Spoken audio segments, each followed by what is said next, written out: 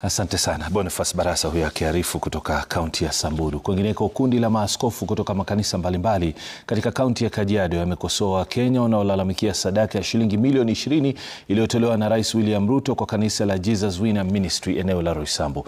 Maaskofu hawa wanasema hakuna hatia kwa kanisa kupokea sadaka hiyo. Kama ni president anasimama. Tukisema tuketi ni wakati wa kukaa. Hata kama ni president anaketi. Kwa sababu gani? Ni heshima. Na kwa hivyo ikisemekana ni wakati wa sadaka, wanatoa pia kulingana na vile kila mtu anatoa.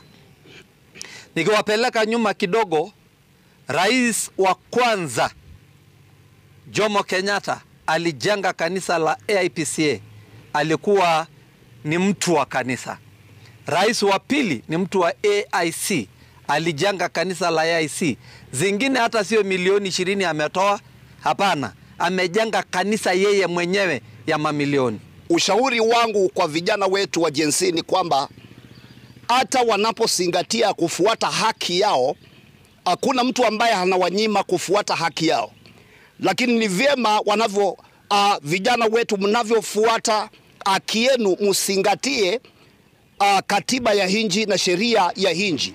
Mfuate haki yenu kwa njia iliyo sawa na njia iliyokubalika.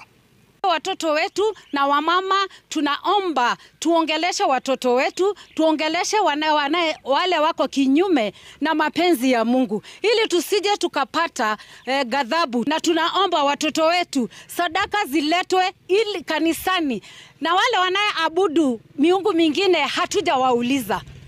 Usiku na mchana wanatembea na tunawajua, lakini inapokuja kwa Mungu inakuja wazi. Ile ya giza haisemwi, lakini hii ya Mungu, wacheni tutangaze Mungu, na kuna upendo ndani ya Mungu.